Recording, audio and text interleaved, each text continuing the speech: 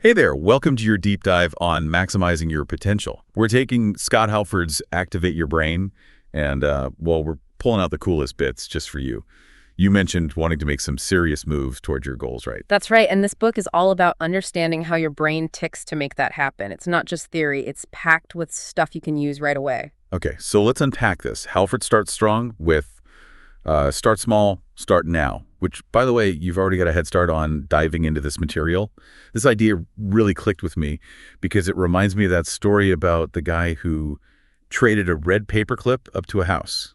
Kyle McDonald. Fascinating example of how small actions can snowball into something huge. He tapped into his brain's love for completion. Each small trade triggered that feel-good dopamine hit, driving him to keep going. So instead of waiting for massive motivation, you start small and let that success kind of build on itself. That's a relief, honestly. It makes big goals seem less daunting. You know, you mentioned wanting to write that sci-fi novel, right? This makes me think even just outlining one chapter today, that taps into that same principle. Absolutely.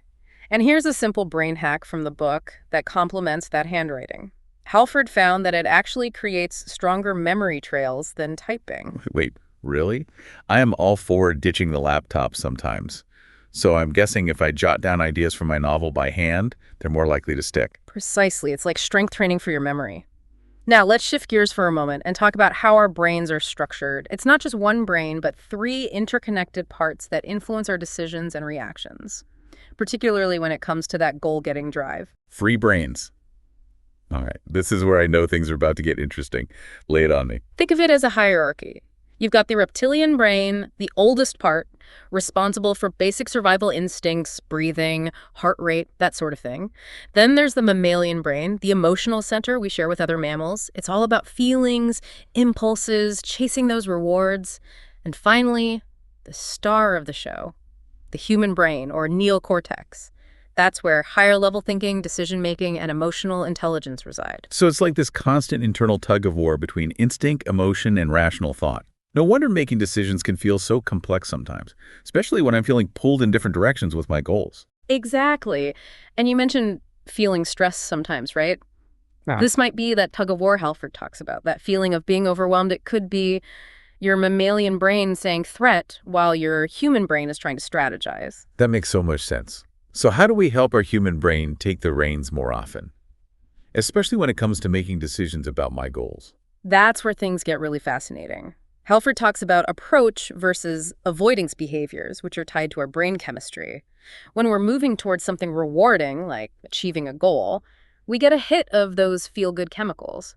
But when we're avoiding a perceived threat, like a scary deadline, our brain pumps out stress hormones. So if I'm constantly stressed and feeling pressured, my brain is stuck in that avoidance mode, which isn't exactly conducive to making progress on those goals. Yeah. No wonder I feel drained. You got it. It takes a toll.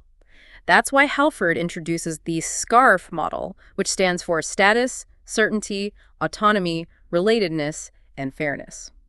These are 5 domains that can either trigger a threat or reward response in our brains. SCARF model. Okay, now I need specifics. How does this actually play out in my daily life? Let's take an example. You mentioned feeling uncertain about the future of your career, right? That uncertainty can actually trigger a threat response in your brain, releasing those stress hormones just like a physical threat. It's your brain's way of trying to protect you, even if the threat is just a possible career change. Wow. I never thought about it like that, but it makes perfect sense. So if I'm constantly bombarded by uncertainty at work, my brain is basically stuck in overdrive. No wonder I feel depleted. So if understanding these SCARF triggers is the first step, how do we actually shift our brains into that more positive approach mode? That's where we start tapping into those positive neurochemicals, dopamine, norepinephrine, oxytocin, the good stuff. And Halford offers some really compelling strategies for doing just that. So if constantly feeling uncertain can send our brains into a tailspin, what can we do about it? Because let's be real, uncertainty is just part of life, right? Absolutely. And this is where understanding how to cultivate true confidence can be a game changer. A lot of people think confidence is solely about being competent, but Halford challenges that. He uses a great example of a brilliant physician who struggles with public speaking. They have the knowledge, but lack the confidence to share it effectively. That's so interesting. It's like, even with all the skills and expertise in the world, our own brains can hold us back. Which makes me think about those times I've held back on pitching my writing because of that little voice saying, what if it's not good enough? You've hit on a major point there. It's about mastering our inner world. We can be incredibly competent, but if we're battling self-doubt or fear of judgment, our confidence takes a hit. It's like those negative thoughts hijack our brain's ability to see our own potential. Okay, that makes a lot of sense. So how do we actually combat those confidence gremlins? Asking for a friend, of course. Halford offers a practical strategy he calls deep practice. It's about slow, deliberate repetition of a skill, breaking things down into manageable chunks, and mastering each step. Think about learning a new language. You wouldn't expect to be fluent overnight, right? It's about consistent practice and celebrating those small victories along the way. That reminds me of when I learned to play the drums. I was awful at first, but I broke down each rhythm, practiced consistently, and eventually it clicked. I actually felt that sense of accomplishment with each little improvement. Exactly. It's about focusing on the process, not just the end goal. And when it comes to your writing, deep practice could look like dedicating 30 minutes each day to work on your novel. Even if it's just one scene or a character sketch, it all adds up. I love that. Small, consistent actions building confidence over time. It feels way more achievable than waiting for some magical burst of motivation. Speaking of motivation, what about willpower? I feel like mine is constantly on a roller coaster. Some days I'm unstoppable, others I can barely get out of bed. Willpower is a fascinating topic. Halford describes it as a muscle that can get fatigued if we're not careful. Remember those threat responses we talked about? Those can drain our willpower reserves faster than you can imagine. Okay, that explains a lot. When I'm stressed or overwhelmed, it feels like I have zero willpower left to make healthy choices, let alone work on my writing. Precisely.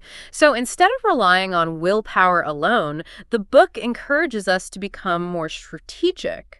Recognize when your willpower is high and schedule your most challenging tasks for those times. Maybe for you, it's first thing in the morning when your mind is fresh, before the demands of the day set in. That's a great point. I am definitely more of a morning person, so instead of beating myself up for not being productive in the evenings, I could use that time for more restorative activities. It's about working with my natural energy rhythms, right? Exactly. It's about being mindful of your own patterns and optimizing your schedule accordingly. Now, we've talked about confidence, willpower, but what about setting goals that actually stick? You mentioned wanting to make some serious moves toward your goals. Do you have a system you use for setting and achieving those goals? I have a long list of goals, maybe too long, now that I think about it. But sometimes I feel overwhelmed, unsure where to start. Halford would say that having too many goals can be counterproductive.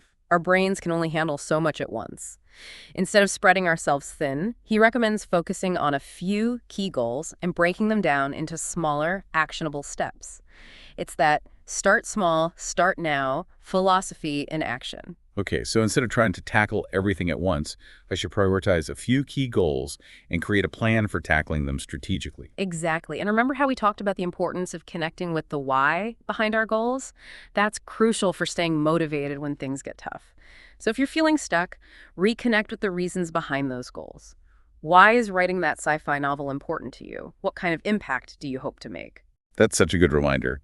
Sometimes I get so caught up in the day-to-day grind that I lose sight of the bigger picture. But by reminding myself why I'm doing this, it can reignite that spark and keep me going. Exactly. It's about finding that balance between the why and the how, the big picture, and those smaller, actionable steps that move you closer to your vision. And speaking of balance, we should probably address the elephant in the room work-life balance, or the lack thereof. Ouch, don't get me started. Finding that balance feels like a constant juggling act. I love what I do, but I'm also aware of how easily work can spill over into my personal time if I let it. It's a common struggle these days, but Halford offers a refreshing perspective. He talks about the dangers of schedule creep, that insidious way work demands slowly encroach on our evenings and weekends. Tell me about it. It starts with checking emails after dinner. And before I know it, I'm glued to my laptop, stressing about deadlines when I should be relaxing. It's a slippery slope, and it often stems from that feeling of needing to be always on, always available. But the book highlights the importance of setting clear boundaries to protect our time and energy. Boundaries. That's a word I need to tattoo on my forehead, honestly. Yeah. But seriously, how do I actually implement those boundaries, especially when work demands feel so urgent? It starts with recognizing that saying no to certain requests or commitments is actually saying yes to yourself, to your well-being, and to the things that matter most to you outside of work. Maybe it's setting specific work hours and sticking to them, or establishing tech-free zones in your home where work is off limits. I love that. It's about reclaiming control over my time and energy. It's about making a conscious choice to prioritize my well-being, and not just the never-ending to-do list. Exactly. It's about creating a life that feels spacious and fulfilling, both professionally and personally. And when we create that kind of foundation, we're better equipped to show up fully in all areas of our lives. This all so incredibly insightful. I'm starting to see how these different pieces of the puzzle fit together, from understanding our brain's threat and reward systems to cultivating confidence, mastering our willpower, and setting healthy boundaries. It's a holistic approach to living a more fulfilling life, both personally and professionally. Absolutely. And speaking of connections, it's not just about our internal world, but also how we interact with others. Because let's face it, we humans are wired for connection. We thrive in relationships and communities. And guess what? Our brains have a lot to say about how we navigate those connections. All right, so we've covered a lot of ground when it comes to understanding our own brains, but I'm ready to dive into this whole connection thing. Because at the end of the day, aren't we all just trying to create something meaningful, right, with the time we have? And how does our brain chemistry factor into all of that? You've hit on a key point. Halford really emphasizes that our interactions, they have a ripple effect. Every conversation, every act of kindness, it all contributes to something larger than ourselves. That reminds me of that concept, Dunbar's number, right? Something about how many meaningful relationships our brains can actually handle. Exactly. Dunbar's number suggests we can only maintain deep, trusting relationships with around 150 people. But here's the cool part. It's not just about those individual connections, it's the ripple effect they create. So like the people I know are connected to others who are connected to even more people and so on. It's like this vast web of influence that extends way beyond our immediate circle. Precisely. And that means each of us, regardless of our titles or how many followers we have, has the potential to make a real difference. It's not about having a massive platform. It's about showing up authentically in the connections we do have. Kind of like how you foster those genuine connections with the people listening to this deep dive. Right? That's a great way to put it. So if we want to create those positive ripples, where do we even begin? It all starts with trust. Trust. That makes sense. I know there's a lot of talk about the brain science behind trust. Can you break that down for me? What's actually happening on a neurological level when we feel that sense of trust with someone? Well, there's a neurochemical called oxytocin, often called the cuddle hormone, because it's released during moments of physical connection, like hugging. But guess what? It's also released through simple acts of kindness, expressions of gratitude, even just a sincere handshake. So those small gestures, those seemingly insignificant moments of connection, they're actually triggering a chemical reaction in our brains that makes us feel more trusting of another person. Exactly. And when that oxytocin flows, it creates a sense of safety and connection, which paves the way for deeper, more meaningful relationships. Halford tells this great story about a team-building activity at a Fortune 500 company where they had all these high-powered executives doing this creative project together. Okay, I'm intrigued. Were they like building a human pyramid or something? Not quite. But it was playful and encouraged collaboration. And get this, it resulted in a huge outpouring of trust and generosity.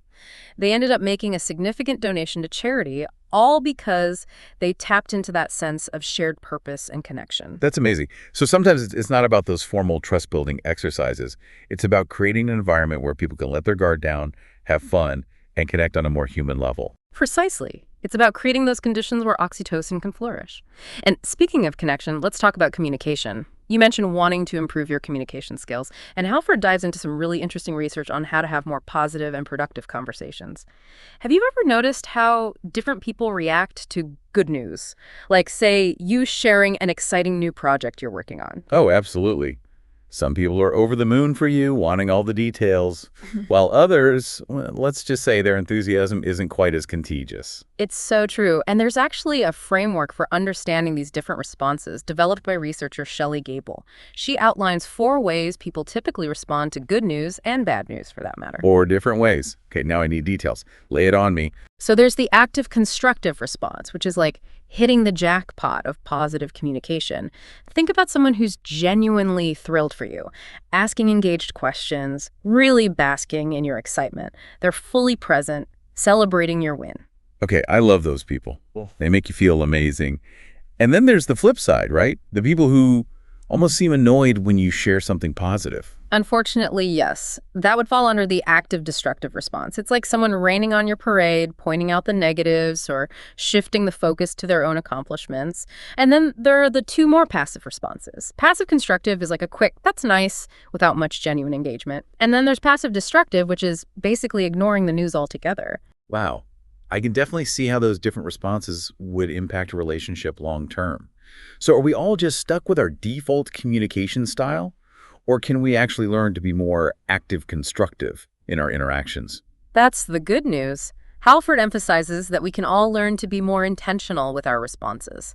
It's about making a conscious effort to be present, engaged, and supportive when someone shares something meaningful with us, whether it's good news or bad. So it's like flexing a muscle. The more we practice being an active constructive communicator, the more natural it becomes. Exactly. It's about cultivating that awareness of how our words and reactions impact those around us. And speaking of impact, let's wrap up with a quick dive into the fascinating world of the ego. Okay, ego is one of those words that often gets a bad rap, doesn't it? Like we're supposed to keep our egos in check and never let them get the best of us. But Halford presents a more nuanced perspective, right? He does. Halford explains that we all have an ego, and it's not inherently bad. It's our sense of self, our identity. The key is understanding how it shows up in our interactions and whether it's coming from a place of strength or insecurity. So it's not about eradicating our ego, it's about learning to manage it effectively. Exactly. He talks about the difference between a strong ego and a weak ego. A strong ego is characterized by confidence, generosity, a genuine interest in others. Someone with a strong ego doesn't need to put others down to feel good about themselves. They lift others up. Whereas someone with a weak ego, they're constantly seeking validation, feeling threatened by others' successes, and often bringing others down to make themselves feel better. You got it. And understanding these different ego states can be so helpful when it comes to navigating those trickier interpersonal dynamics. This has been such an eye-opening deep dive. I feel like I'm walking away with a whole new perspective on how my brain works and how I can use that knowledge to achieve my goals, build stronger relationships, and show up more authentically in the world. Me too. And I think the biggest takeaway from Activate Your Brain is this. We don't have to wait for all the answers to start living a better life. We can start implementing these brain-based strategies today. Exactly. And hey, if this conversation sparks some aha moments for you, why not share this deep dive with a friend who might also find it helpful? Great idea. Spread the brain power. And as always, if you're enjoying these deep dives, be sure to subscribe and leave us a review. It helps other curious minds find us. Until next time, keep exploring, keep learning, and keep those neurons firing.